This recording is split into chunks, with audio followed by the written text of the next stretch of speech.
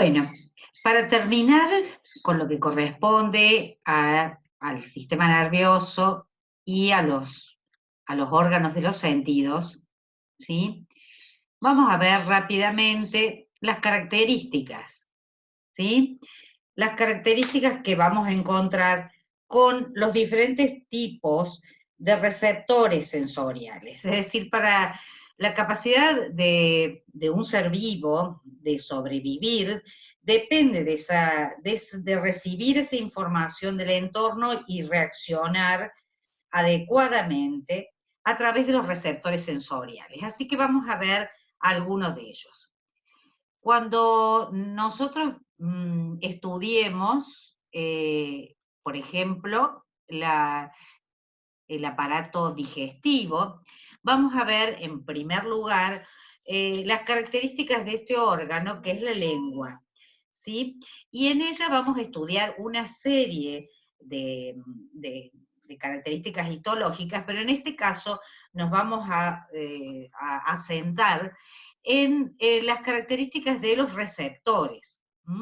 Los receptores que tienen que ver con los receptores del gusto, ¿sí? Esa es la imagen de la lengua. La lengua contiene receptores y en la cara dorsal de la lengua vamos a encontrar una serie de prolongaciones de ese epitelio que constituyen estructuras que se llaman papilas, ¿sí? Dentro de las papilas, alguna de ellas vamos a estudiar que contienen los corpúsculos gustativos.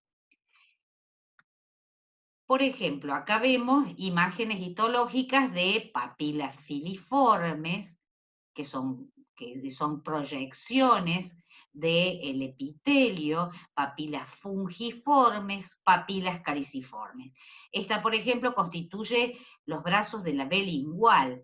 Y en estas papilas vamos a encontrar estructuras que se disponen perpendiculares al epitelio, que como se ve allí es un epitelio plano estratificado, no queratinizado, en el cual en dichas estructuras se observan los corpúsculos gustativos. Estos corpúsculos gustativos sirven para la recepción y el procesamiento después de la información que llevan en ellos de los sabores. El sabor dulce, amargo, salado, ácido y un sabor que se denomina umami. Este sabor fue descrito a principios del 1900 porque es una palabra japonesa descrita por ellos como un sabor producido justamente por unos aminoácidos de una molécula del glutamato monosódico, que es un aditivo que se usa para la comida china y comida japonesa. Entonces, en este tipo de papilas gustativas, nosotros vamos a encontrar la presencia de aproximadamente 400 a 1000 corpúsculos gustativos. Son estructuras de tipo esféricas, ¿sí? Que tienen una serie de células claras, células oscuras, células intermedias y células basales. Y todas ellas actúan, digamos, bañadas por el líquido de la cavidad oral. Las sustancias que se introducen dentro de la cavidad oral van a estimular a este tipo de células que están mezcladas junto con la saliva y junto con una secreción serosa que está dada por unas glándulas serosas que en este tipo de papilas desembocan a la luz, y dentro de ellos, dentro de esa secreción, y junto con los alimentos, estimulan los corpúsculos gustativos. Esas células, que son células fusiformes, que se disponen, como decíamos, paralelas al epitelio, tienen un citoesqueleto bastante denso, tienen muchas organelas, tienen ribosomas, tienen Golgi, las células oscuras, las células claras y las células intermedias, ¿sí? Ellas actúan entonces como receptores sensoriales del gusto. Fíjense que aquí, después de esta estructura, va a salir la fibra nerviosa sensorial. Y va a ir a neuronas de los ganglios sensoriales, de los nervios facial, el glosofaringio y el vago, y transmitir esa información al tronco cerebral, a la corteza cerebral y especialmente a la corteza del lóbulo límbico.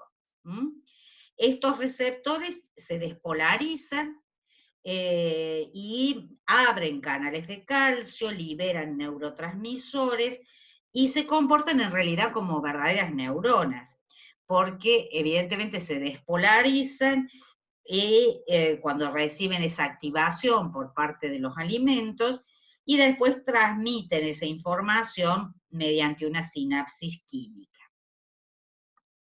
Aquí la vemos con microscopía electrónica por un lado y microscopía óptica con hematoxilina y eosina, donde se observan estas estructuras entonces ovoideas, formadas por varios tipos de células, las células neuroepiteliales, que son las células sensoriales, las células de sostén y las células basales.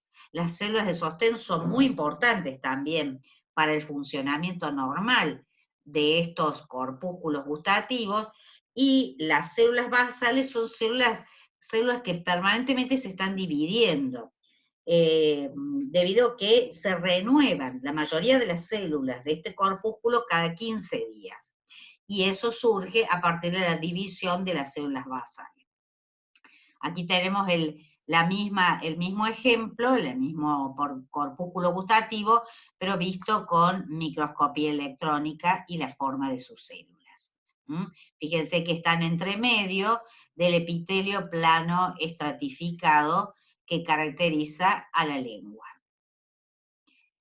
Otro tipo de receptor, y es muy importante tanto para la supervivencia, se ha estudiado en los diferentes tipos de animales, en donde la olfacción significa un tipo de sensación que es muy importante para reconocer si hay una sustancia extraña o no, reconocer si hay digamos, algún tipo de feromona, hormona por la cual un animal puede reconocer a otro ante diferencias hormonales, etc. En el caso del hombre también está muy desarrollado. Y estos receptores del olfato los vamos a encontrar en lo que es el techo de la cavidad nasal, ¿sí? La nariz también la vamos a estudiar como órgano del aparato respiratorio.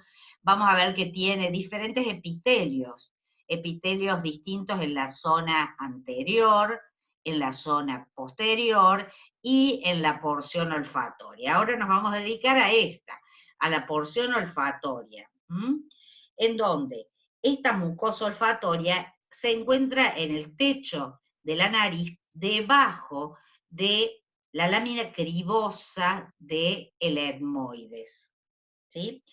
En ella, digamos, vamos a encontrar receptores olfatorios y vamos a encontrar que hay una serie de glándulas que están presentes allí, que son glándulas de Bowman, encargadas de lubricar la secreción serosa y mantener la humedad de esta estructura, lubricando también la zona del neuroepitelio.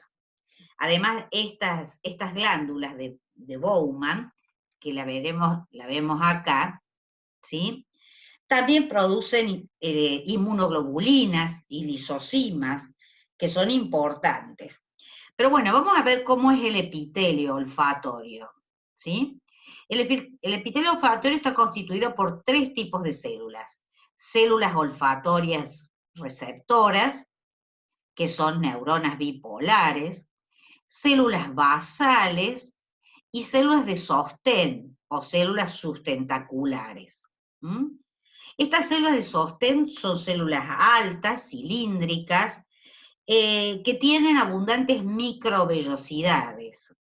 Estas células de sostén se consideran células de tipo glial, similares a las que recién vimos, que son parte de la neuroglia del sistema nervioso central, porque no solo son sostén, sino que son tróficas y aíslan también eléctricamente a otras células vecinas. Las neuronas son estas células olfatorias receptoras, como dijimos, neuronas bipolares, ¿sí? Que normalmente se renuevan cada 1 o cada 2 meses a partir de esas células de reserva o células basales, que son neuroblastos que están presentes allí dentro del epitelio. Estas células olfatorias tienen, por un lado, unas dendritas, que se continúan hacia acá abajo, dendritas, y por otro lado, que terminan aquí en un botón, fíjense acá lo que le llama vesícula olfatoria o botón olfatorio, del que surgen unos cilios modificados, que son estos que están viendo acá. Estos cilios en realidad no son cilios porque son inmóviles, ¿sí? Pero están entremezclados con el moco que producen estas glándulas de Bowman y por las que dijimos que allí van a localizarse las sustancias odoríferas, ¿sí? Y ellas son las que van a producir una transducción electroquímica por estos receptores de membrana. Entonces, aquí tenemos el bulbo olfatorio y en la base del bulbo aparecen también en los axones que establecen contactos con las dendritas de otras neuronas del bulbo para formar lo que se llaman los glomérulos olfatorios. El ser humano en sí puede detectar 10.000 tipos de olores. Debido a esto, nosotros tenemos cientos de receptores olfativos en la nariz que se codifican por diferentes genes. Este sentido del olfato es importante y de hecho ahora en esta pandemia del COVID, ustedes habrán escuchado que una de los síntomas que da es la falta del olfato. Esto es una característica que todavía no se sabe expresamente de dónde es que actúa o en qué tipo de estas neuronas actúa, pero la anosmia, es decir, la pérdida, la ausencia del sentido del olfato, es una característica de este virus.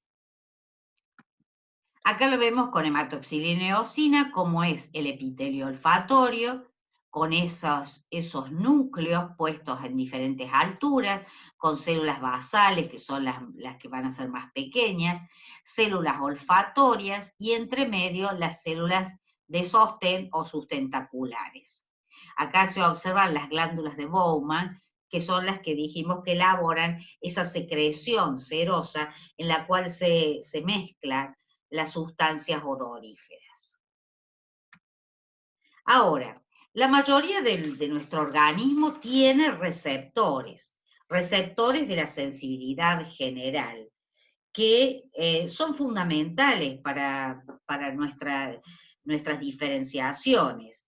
Esos receptores sensoriales van a ser, de acuerdo a su localización, exteroceptores, si están en la superficie, interoceptores, si se ubican entre medio de las vísceras, propioceptores en los músculos, en los tendones, etc. En general responden a estímulos químicos, los que corresponden a lo que se llaman los quimiorreceptores, como los que hemos visto recién, los del olfato o los del gusto, o tenemos diferentes nombres, termorreceptores, mecanorreceptores, nociceptores. Ustedes seguramente los han visto en fisio, así que vamos a nombrarlos a los diferentes tipos de receptores sensoriales. Por ejemplo, las terminaciones nerviosas libres son unas de las más comunes, aquellas que no están encapsuladas y que están adentro de estructuras que, como dijimos, van a tener diferentes funciones, ser receptor del tacto, ser receptor de presión, de temperatura, de dolor. Cada uno tiene una localización, pero en general la piel está lleno de estas terminaciones nerviosas libres, en diferentes partes, en la epidermis, en la dermis, vamos a encontrar diferentes tipos de estas terminaciones nerviosas. Por ejemplo, en la córnea tiene muchas terminaciones nerviosas, por eso es muy sensible. Cuando algo ingresa dentro de la córnea, realmente da una sensación que es muy molesta. Bueno, y eso está dado por receptores y por terminaciones nerviosas libres. Otro tipo corresponde a las células y el complejo de Merkel, que nosotros recién hemos visto cuando estudiábamos las células no queratinocíticas que existen dentro de la piel. Y vimos que había unas células que son las células de Merkel. Bueno, esas células de Merkel se asocian a una estructura de axones, en donde se hace un complejo que se denomina complejo de Merkel. Ese complejo de Merkel es la célula de Merkel que está en contacto con el extremo sináptico de un axón mielinizado. Se encuentra en general en la parte basal de la epidermis y es muy numeroso en la punta de los dedos. Es un receptor del tacto. Otro tipo de receptor sensorial es el corpúsculo de Meissner. Es un receptor del tacto y está en la dermis de la piel o de las mucosas, como los labios, los párpados, las plantas, palmas, pezones y genitales externos.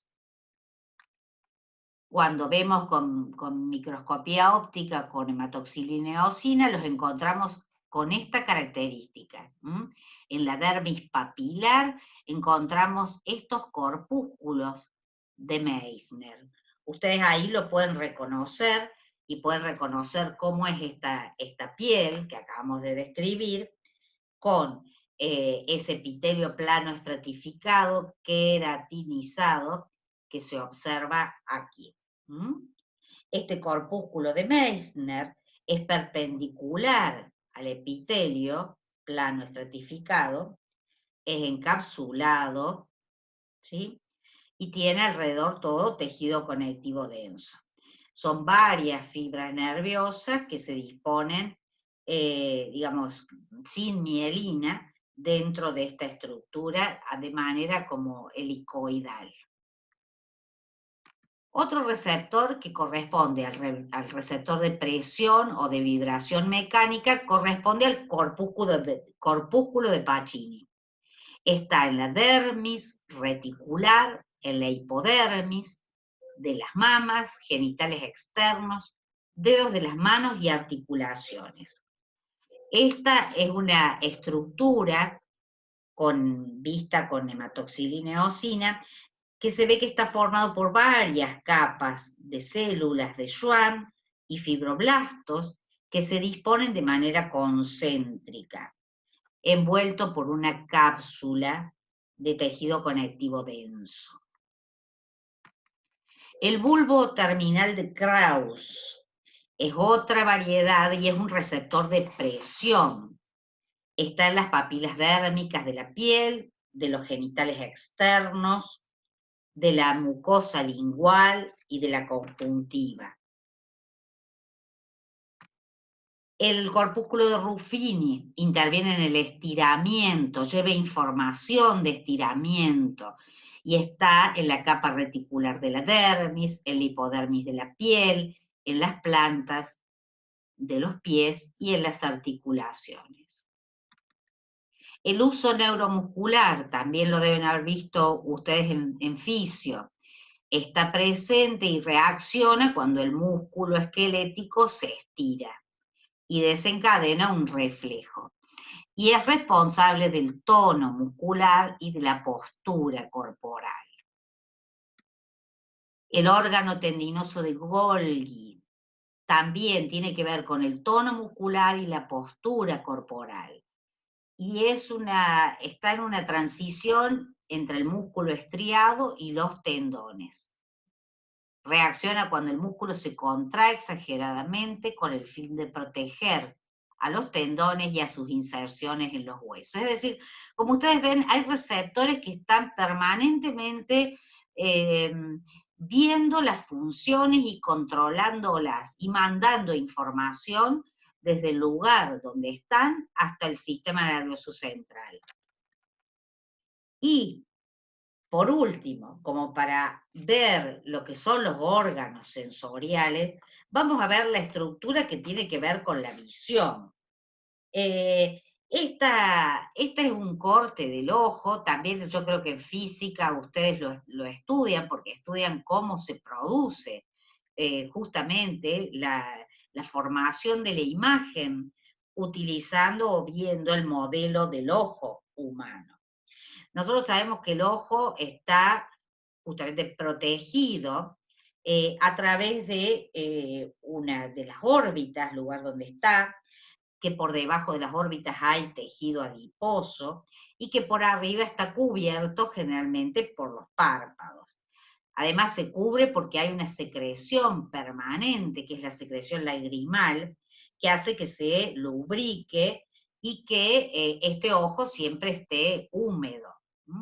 El movimiento ocular depende de estos músculos extrínsecos del ojo que hacen que pueda moverse en varias direcciones.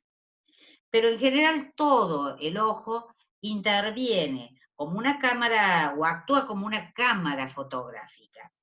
La parte fotosensible corresponde a la capa más interna del ojo, que es la retina, que va a registrar esas imágenes de esas estructuras que van a entrar a lo largo del ojo, para transmitirla y transportarla al cerebro a través de la estructura del nervio óptico. Si nosotros observamos el corte, vamos a ver que por un lado vamos a reconocer las tres capas que rodean a este órgano, desde afuera hacia adentro, la esclerótica, más gruesa, en el medio la coroides, y como dijimos, la capa interna corresponde a la retina. A su vez, cada una de estas estructuras van, por ejemplo, la esclerótica, toda esta parte posterior corresponde a esclerótica y la parte anterior corresponde a lo que es la córnea.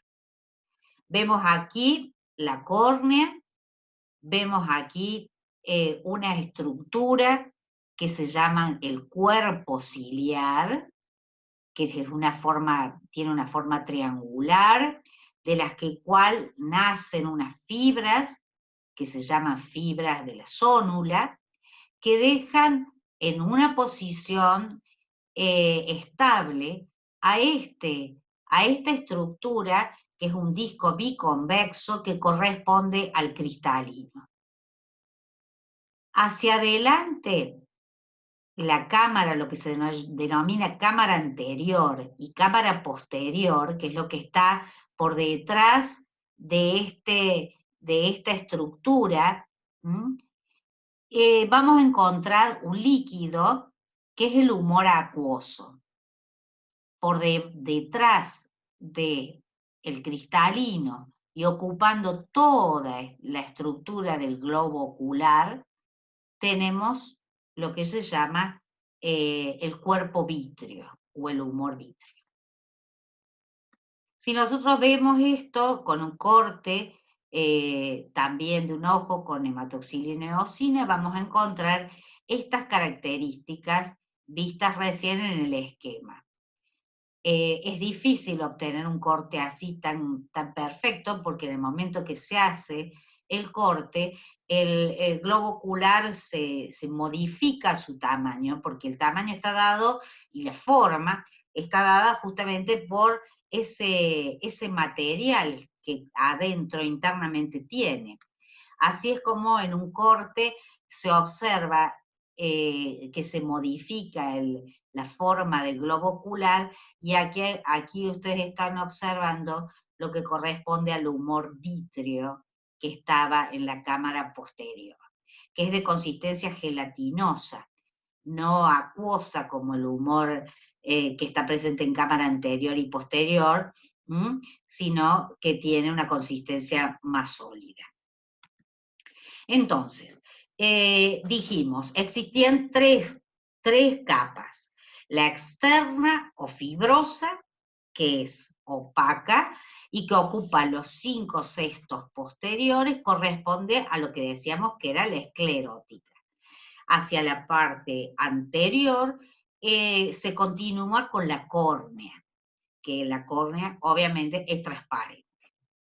La segunda capa corresponde a la capa vascular, y así se llama porque está llena de vasos y se puede reconocer perfectamente sus tres partes: la coroides, el cuerpo ciliar y el iris, que deja un orificio que es la pupila.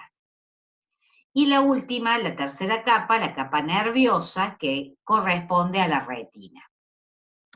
Vamos a ver algunas características o alguna histología de estas estructuras. Por un lado vamos a tener la córnea. Dijimos que estaba en la parte anterior justamente y protege al ojo. Esta córnea es transparente y, como vemos, es avascular. Por eso necesita nutrirse a partir de la capa siguiente. Y como está hacia el exterior y debe ser protegida, ese epitelio que la cubre, que se llama epitelio anterior, es un epitelio plano estratificado, no queratinizado. Después tiene una membrana que se llama membrana de Bowman, y la mayor parte de esta córnea está formada por una estructura que se llama, o esta capa, se denomina sustancia propia. Esta sustancia propia también se llama estroma de la córnea, y está formado por haces paralelos de colágeno, como están viendo ahí, entre los que se encuentran fibroblastos. Y también aquí existen proteoglicanos, que era como el queratán sulfato, el condroitin sulfato, mezclados junto con las fibras de colágeno. Esto es lo que le hace que tenga una hidratación importante. Esa hidratación es fundamental para que esta córnea tenga esas características. Debajo de la sustancia propia o estroma aparece una membrana, que es la membrana de Descemen, y por último el epitelio posterior, que, como se ve ahí, es un epitelio cúbico, simple. Entre la córnea y la esclerótica existe un área que se llama el limbo, y en el cual aparece un conducto, que es el conducto de Slem, que es importante porque por allí drena el humor acuoso desde la cámara anterior a la cámara posterior. Y desde ese lugar hacia el sistema venoso del ojo. Cuando este humor acuoso no drena correctamente, aparece una patología que se denomina glaucoma.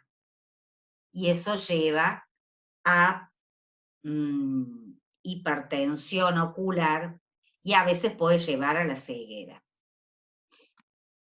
Aquí tenemos, por un lado, la esclerótica, la que dijimos que era la más externa y que se iba a continuar. Aquí vemos los procesos ciliares, estas estructuras que tienen forma de triángulo, en donde se produce, lo fundamental del cuerpo ciliar es que allí es que se produce ese líquido que es importante para que también esté dentro de la estructura del ojo. Esos procesos ciliares forman el humor acuoso.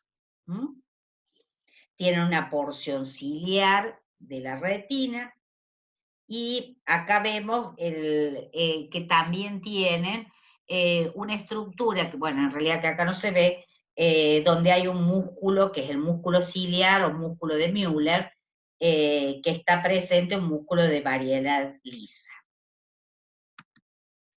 Aquí vemos la estructura del iris, y lo que queda adentro de la estructura del iris corresponde a la pupila, aquella que se va a modificar el tamaño de la pupila según, digamos, estimulado por el sistema simpático o parasimpático. Ustedes después van a estudiar la miosis y la midriasis, cuando esa pupila aumenta o disminuye de tamaño. Es el orificio central del iris, ¿sí?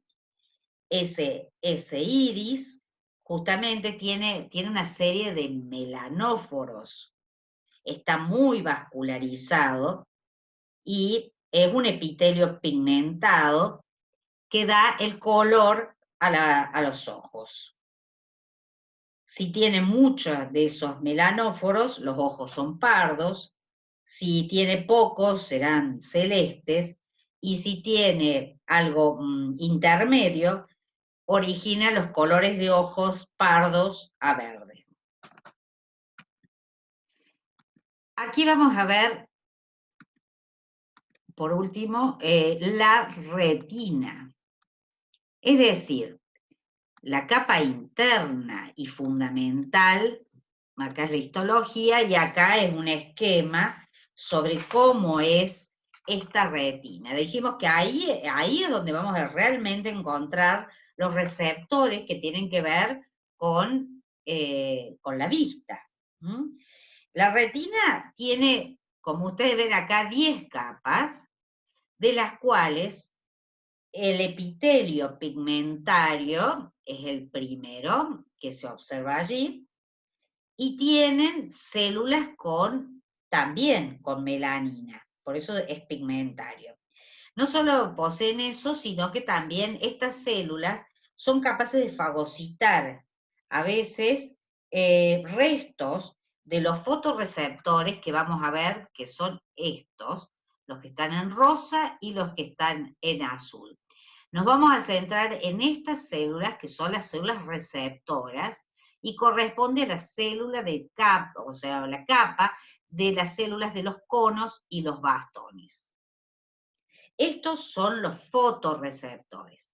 Fíjense que acá, entre estas células pigmentadas y la capa de los receptores, a veces se puede producir una separación de estas dos capas, y eso es lo que se llama desprendimiento de retina, lo que a veces trae suficientes consecuencias, como cegueras parciales, y generalmente aparece pos un traumatismo el desprendimiento de retina, separarse todas estas capas de la primera capa de células pigmentarias.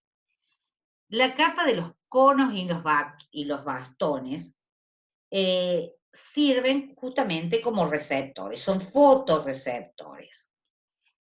Vamos a verla acá con hematoxilina y eosina. Nosotros podemos reconocer esas 10 capas de la retina y nos vamos a centrar en esta. Acá tienen el epitelio pigmentario, todo esto es melanina que tienen adentro esas células, y acá la segunda capa corresponde a la capa de los conos y los bastones. Cuando uno lo observa con microscopía electrónica, puede reconocer estos dos tipos de células receptoras. Por un lado, los bastones, y por otro lado, los conos. Los bastones tienen una estructura bastante similar unos con los otros. La diferencia está en esta parte que corresponde a lo que se llama el segmento externo, que es distinto en cada tipo de fotorreceptor. En principio, estas células, los bastones, existen en aproximadamente unos 100 millones tenemos dentro de nuestra retina. Y estos tipos de fotorreceptores se distribuyen por toda la retina, pero están más adaptados a una visión con poca intensidad luminosa o visión crepuscular, que es como está puesta acá. Es decir, en la oscuridad es donde más actúan este tipo de células receptoras. Como vemos, tienen un segmento externo, un segmento interno, una fibra externa, que es lo que une el segmento interno con el cuerpo celular de este fotorreceptor, y una fibra que se llama fibra interna. Pero nos vamos a centrar en el segmento externo, que es este, y está formado por 600 a 1000 discos. Esa es la estructura que tiene esta porción del extremo externo de la célula receptora. Esos discos contienen un pigmento que se llama la rodopsina. La rodopsina es una glucoproteína que tiene dos partes. Una parte proteica, que es la opsina, que es diferente para cada variedad de pigmento visual, y el retinal, que es un aldehído de la vitamina A. Esto permite adentro, fíjense que estos sacos membranosos contienen esas estructuras que si después la vamos a ver con microscopía electrónica. Mientras que el otro tipo celular del otro fotorreceptor corresponde a los conos. Tienen parecidas estructuras, ¿sí? Solo que el segmento externo contiene pliegues. Esos pliegues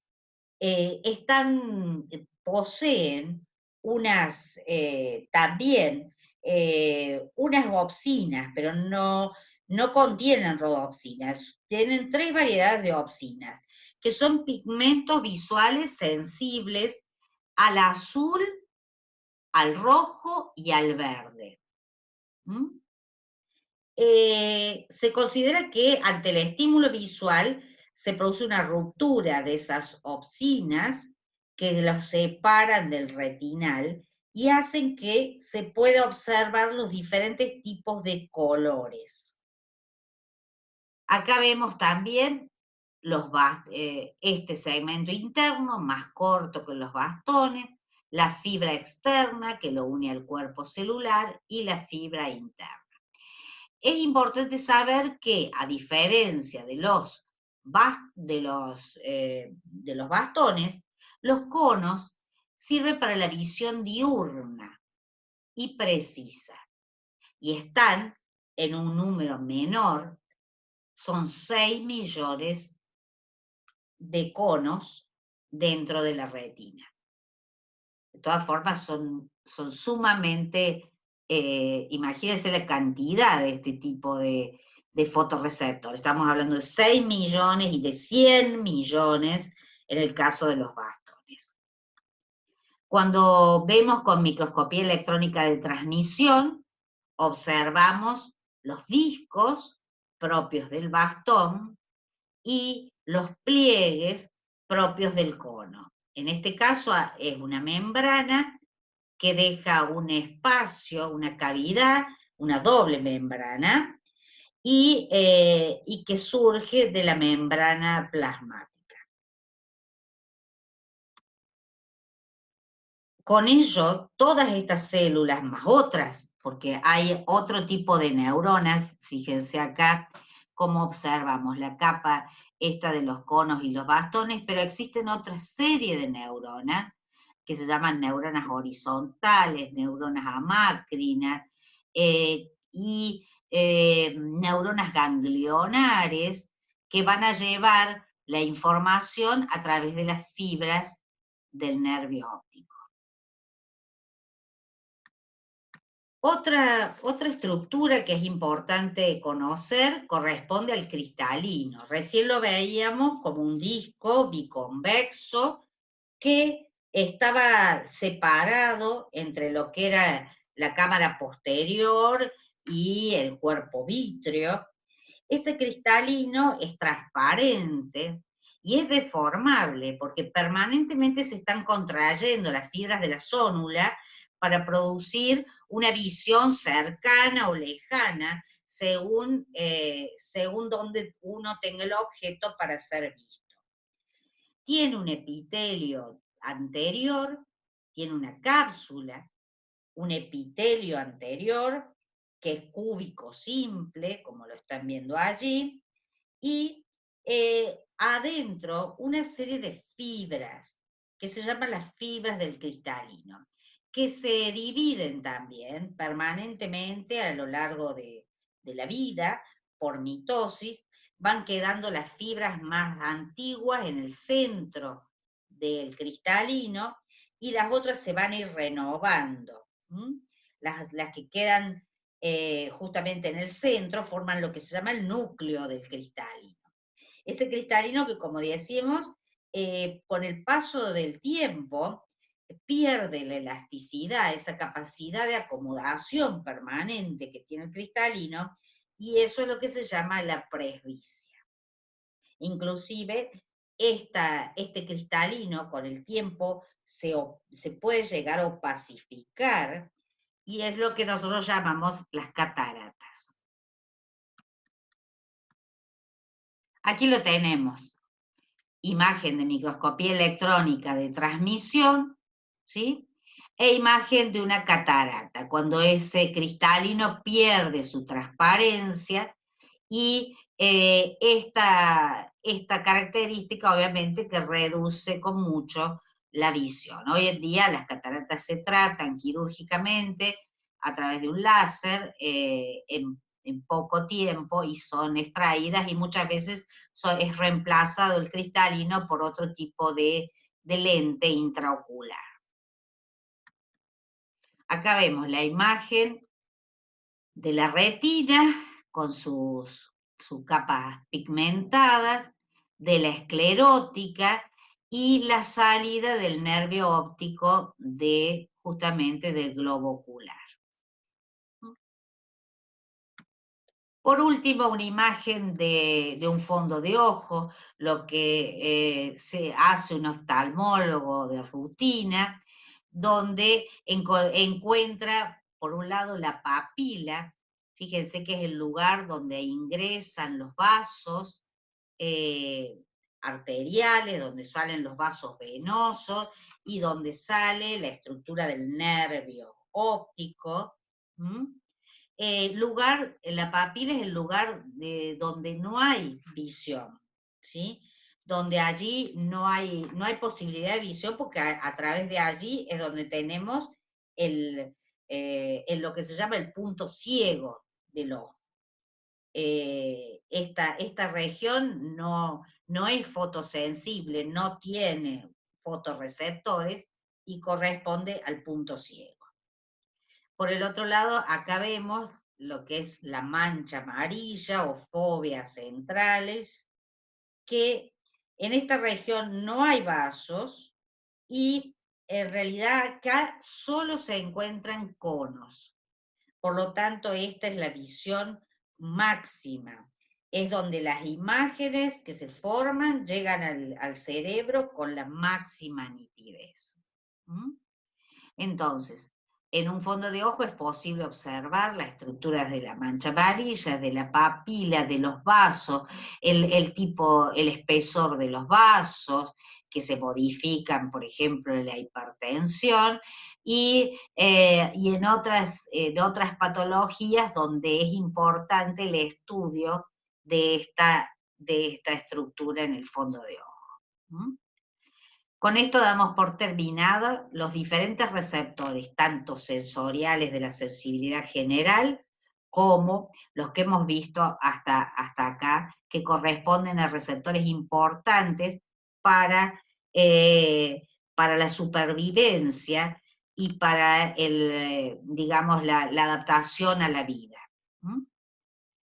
Muchas gracias.